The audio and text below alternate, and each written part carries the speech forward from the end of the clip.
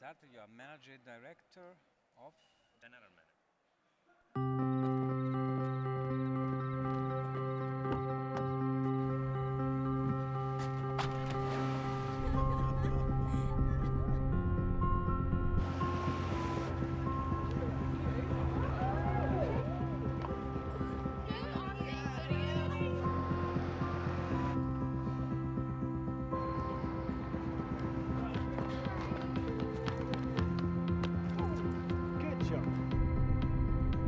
We're all going somewhere. We're all working towards something. We have people to see, possibilities to pursue, and moments, big and small, to live.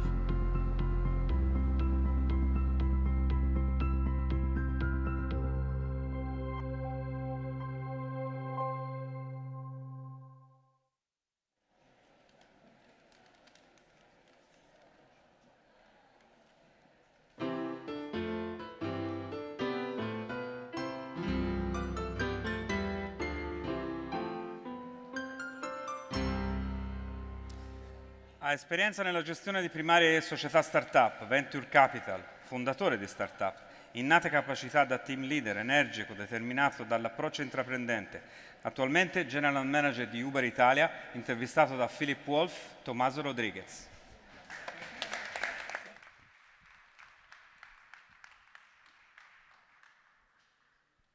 Oh, I'm sorry. It's okay.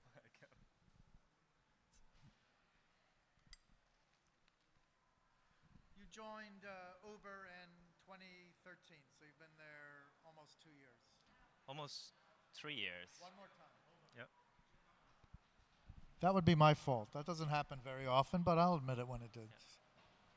You joined Uber in 2013, a little over 2 years ago. How many employees at Uber then and how many now? So back in, it was the beginning of 2013, so actually there are almost 3 years. Back in the days, there were 150 employees, more or less. Total in Uber? Yeah, Or? total, like worldwide. Yeah. I think 15, 20 people in Europe. Yes. Now we are more than 5,000 worldwide. So from a couple of hundred to 5,000. Yeah. Tomaso, when you joined Uber in 2013 early, did you have any idea it would get as big as it is today? Well, so we knew that there was a huge opportunity. At the time, we were not very focused on the UberX thing. It was just black cars. Right. And I remember at the beginning when UberX came, I just said, well, we are black car business. Why are we doing this stuff?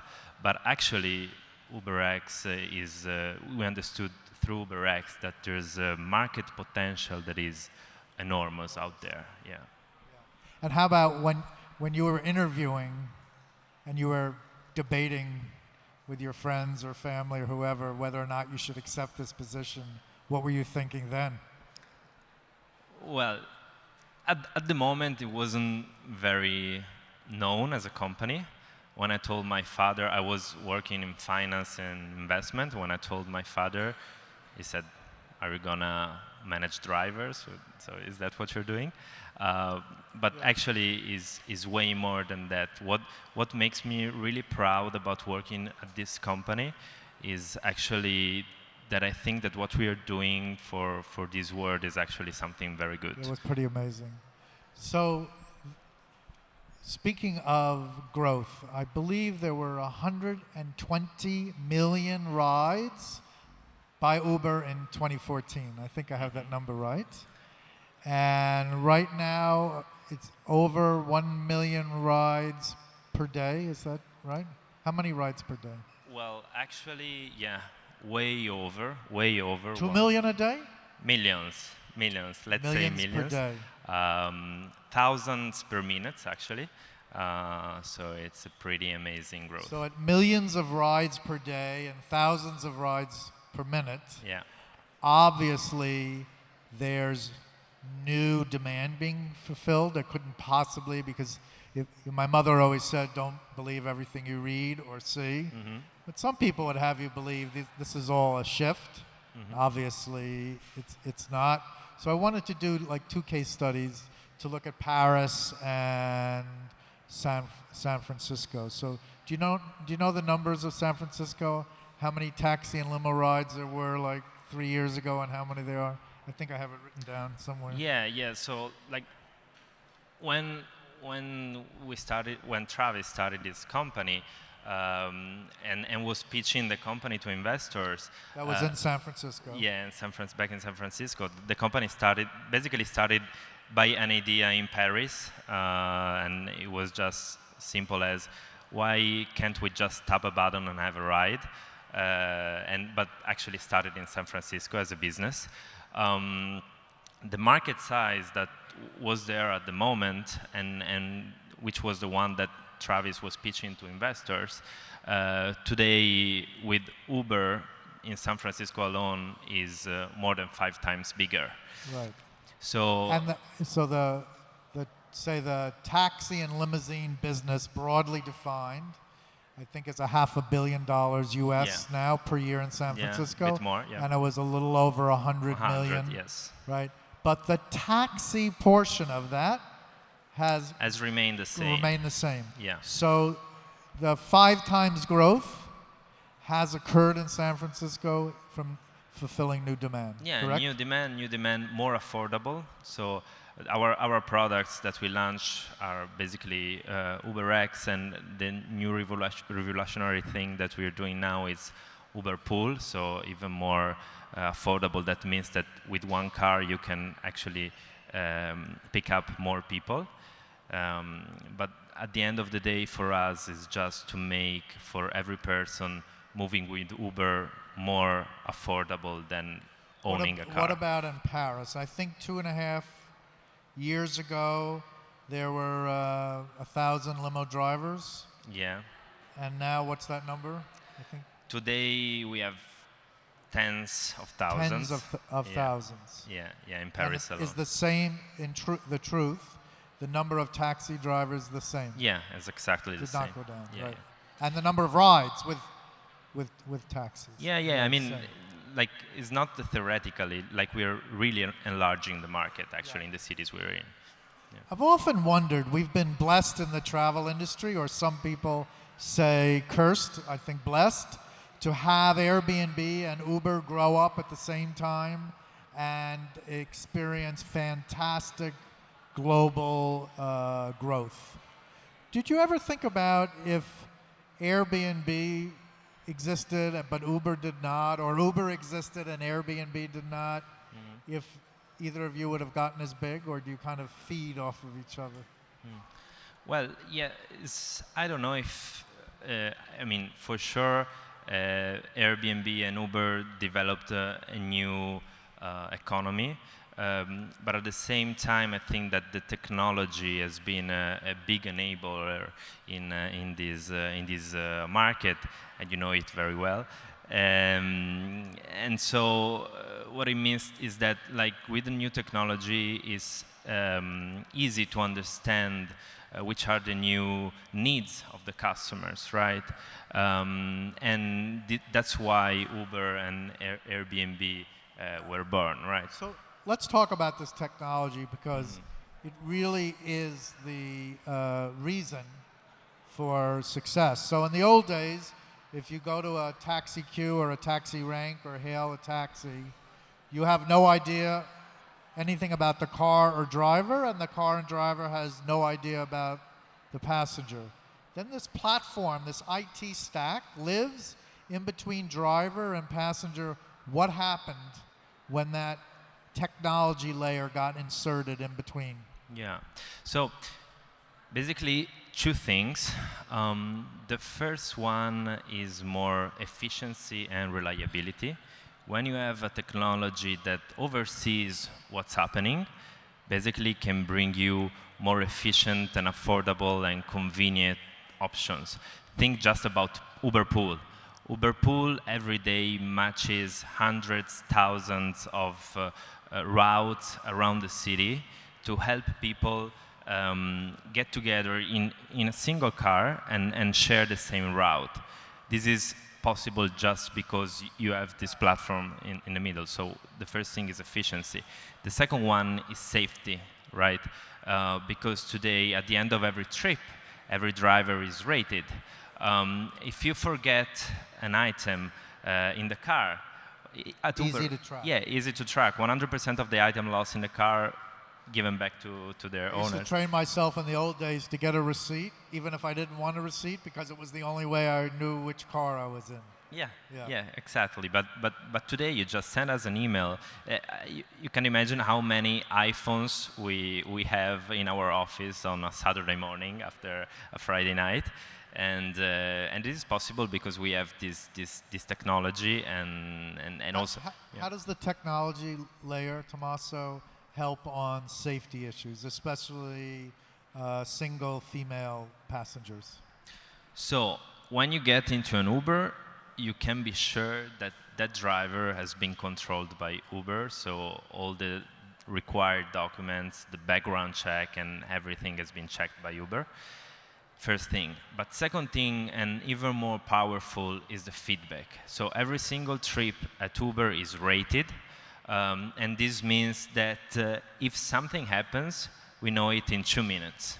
Basically, we have customer support that 24 hours per day is looking at tickets, at requests from customers. Is there something in the app? I don't recall. Yeah, we to also have, press? in some markets, we also have emergency buttons.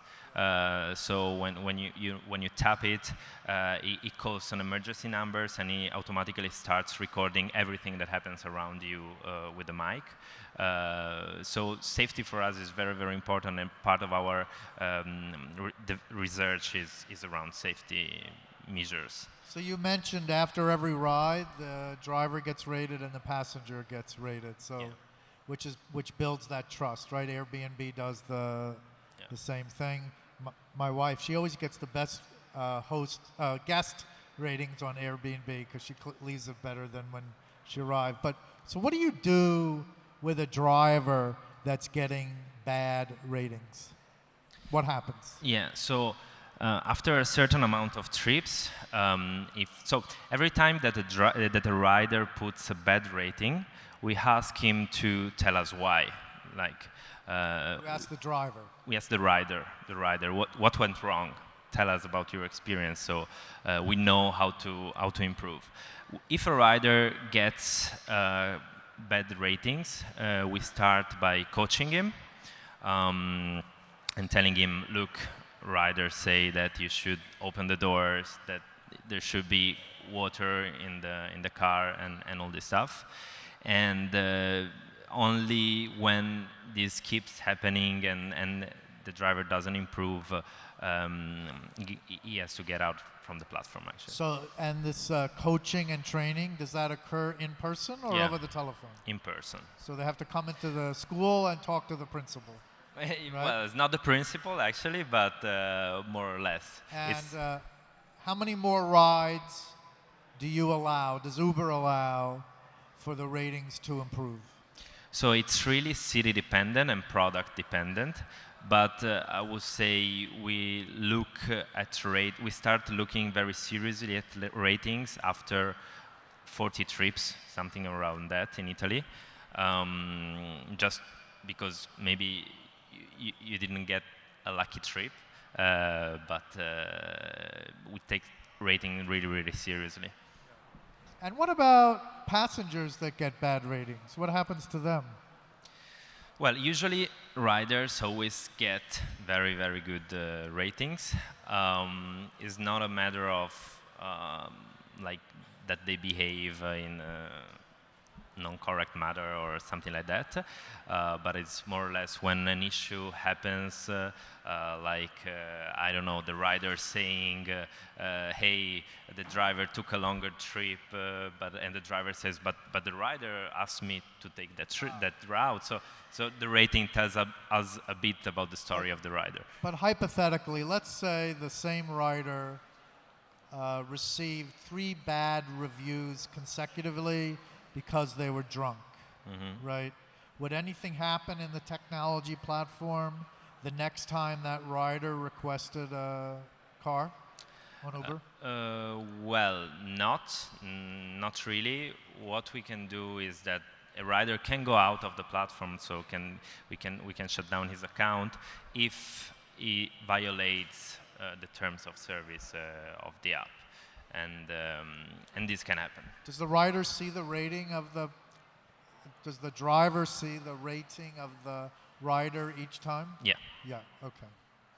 So this morning I woke up. I was very excited about this interview, and I launched Uber and punched in some addresses in Brazil, United States, Singapore, Japan, and the UK. And on the bottom, I see these brands: Uber X, Uber XL, Uber Select, Uber Pool, Uber T, Uber Black, Uber Rush, Wave, Uber Exec, Uber Go, Taxi Lux, Black Van, and Uber Pop. And I had a funny feeling if I maybe looked at a few more countries. So obviously a really rider easy product. doesn't do that. You have to be a crazy person like me, but that's a lot of sub-brands, isn't it? Yeah, it is. That's primarily because we are a global company, but at the same time we are very local, and we try to understand which are the needs in local markets, right? In some places we also do like boats, and we did helicopters in New York and in France, but like main families of products are Black, that is the professional driver with a suit and the limo car, and then you have X, that is the more affordable product that we have. So each one of those sub-brands at the end of the day is about price. Yeah, it's correct? about price and choice. So And choice. we try to give the most variety of choices to the customers at every price point. Here, I want to put something in the suggestion box. Okay. Right there. So, yes, for local markets, that makes sense. But we just saw a session on big data. Uber is a monster when it comes to data. Lots of nerds analyzing. And they know me because the reason I picked those 5 countries is I've been there in the last year and I've used Uber in the last year. But so I get confused. And shouldn't Uber know that I'm an American and I travel all over the world, so maybe display the sub-brands that I'm familiar with? So yeah, you're right. We are not very good at some point in telling out some things to our riders. But at the end of the day, what a rider, a customer knows when he gets to a city is that that trip is going to be convenient and reliable, and that's part of the brand, and that's what really matters to the rider. Many years ago when Amazon launched, Amazon only sold books.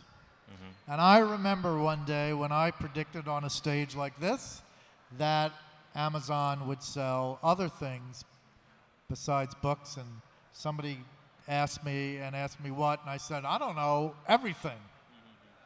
So is it possible, here's an analogy, that books is to Amazon as rides are to Uber, and one day Uber will do so many other things that we might not remember when Uber just did rides, like probably nobody remembers when Amazon just sold books? Is that possible?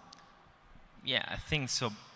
Just think about it, like 4 years ago, it was just a limo service to get around with your friends to go to parties, right? Yeah. And today is something that is having a very big social impact all over the world. It is possible to explore even other markets. We are trying with logistics, with deliveries. We have this product that's called Uber Rush. Uber Rush. Uber Rush. So no humans, riders, just things, correct? Yeah. Travis, our CEO, always says, the moment you can deliver a car in 5 minutes, there's a lot of things you can deliver in 5 minutes, right? So, and he's right. It could be food, it could be things, it could be stuff. But at the moment, we are really just penetrating this market because it's way bigger than every one of us can think. Where is Uber testing the delivery of packages and things? Uber Rush. So for now, it's just in the US, but we are thinking about other markets too. And what are you learning? I'm sure some things are going well, and like every test. Yeah. So what's not going so well? What are you learning about Uber? For example, Rush at the beginning when it started, it was a peer-to-peer delivery. So if I want to send you something to you in the city, I call a Rush and send it to you.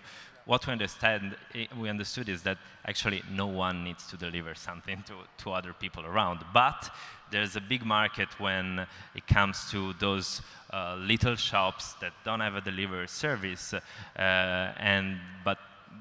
but they could have way more customers if they're able to deliver all over the city their products. Yeah. So this is a pivot for Rush, for sure.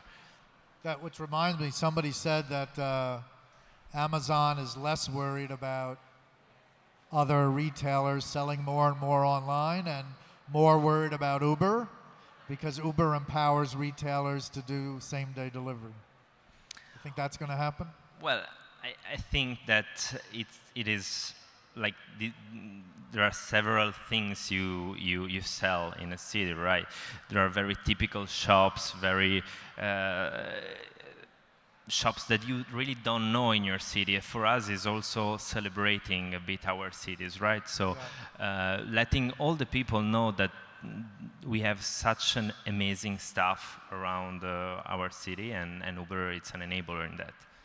So there's an irony with all the issues around legislation and protests, because many of the policymakers that fight Uber also enact policies that Uber supports. For example, traffic reduction, parking, and less gas emissions. So I'm kind of dedicated here to painting a complete picture. So how many automobiles are there on planet Earth? So on planet Earth, I think we have more than 1 billion. Over 1 billion? Yeah. And I've heard, is this true, that the average automobile on planet Earth is idle. It doesn't move 96, 97% of the time. That's true. So in that regard, Uber creates alternatives. And it's not just Uber, right? I'm on the board of Black Lane, full disclosure. At the other end is BlaBlaCar. Couldn't that get the utilization up, which is much better for the environment and the economy? Yeah, sure. To give you also, to talk about Italy, we have more than 40 million cars in Italy. 40 million. 40 million that are used on average 11 minutes per day. 11 minutes per day. And some of them are used just one time to get to the office. Some are never used. So the overall point is that Uber makes more convenient and more affordable to take rides through Uber than owning your personal car. And this has a social impact because it costs you less, but provides a lot of jobs opportunities. We have more than 1 million drivers around the world today. We're filling up a stadium of new job opportunities in US alone every month. And also on the footprint. Like, imagine what can happen. In Italy alone, we estimated that we can free something around 20,000 football fields. Here's the thing. I'm a pretty good marketer for all these years. Because Uber is successful at reducing the carbon footprint on planet Earth, number one. Number two, reducing traffic and congestion, especially in urban cities. Number three, alleviating pressure on parking. And number four, creating employment and economic earning opportunities. Those seem like pretty good stories. But if you ask most people, what do you read and hear most about Uber, you're not going to hear about those things. So what's going on there? So First of all, we've not been very, very good at telling our story out during the past year, I would say, especially in Europe. Second thing, we are in one of the markets that is most hardly regulated in the world, and it's not something that you can change from one day to another, right? So it takes time. Is Uber getting better at telling a story? I hope so. What do you think? Are you getting good at it? I don't know. I hope so. The thing is that it's just common sense, right? Everyone knows that is the right things to do, right? Because you said that, right? We have such a big impact on the community that it is the right thing to do. And that's why I'm proud of working in this company. I think Uber, probably is getting better because there's a story still not being told there. There's a lot of small hotel operators here. So I was trying to think about something you've learned at Uber that relates to small players, and I think I have something. Uber has to manage a real user experience, like physically in the car, before the car, and after the car, and then they have to manage a digital experience. How important of the millions of things Uber has to do and you have to think about with your player, where would you rank user experience? So for us, user experience is for sure top of our Number list. one. Yeah. And is that digital user experience or real world user experience? Is everything. Yeah. So it's just, I like to say that for me, Uber is like Iron Man, because Iron Man, you know, when he gets to his house, his armor just... So, our time is up, so I'd like to sorry. wrap up for the BTO audience. Sorry. Those of you that run a hotel or an activity, you just heard user experience is number one, but the digital user experience is just as important as the physical and real experience. And we've heard other opinions, but I'm glad you said that. Giancarlo, are we done or we have some questions over here? Yep. Okay. Does it work? Yeah. Yes? Yeah, actually it's a question from a story. My brother is a driver, Uber driver in New York. In less than 1 month, he got to the top 10% of rating, and he asked why. He said, why?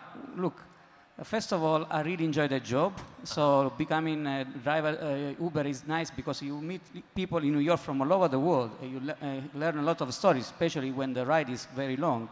Second thing, since I'm Italian, a lot of people start talking to me. I understood that something we do and the other taxi driver don't do is that we create a connection. So my question is going to be a selling point for you, like for Airbnb, connecting people? Because the experience that you have normally in a cab is actually in many Italian cities harsh, and not only in Italy. Well, this can be an option for the future. Actually, some time ago, I saw a startup that was connecting people looking in Tinder, like with an Uber. But this is something... My nephew would love that. Yeah. But that's for sure what we're doing with Uber Pool, right? You found yourself in a car with a stranger. And it can be... Last time I was in San Francisco, and I was in an Uber Pool with a PhD student, and we had a very interesting conversation. So, yeah. Why not? Okay. Great. Ladies and gentlemen. Well done. Tomaso Rodriguez, Grazie, thank you very Tomaso. much. Thank you very much.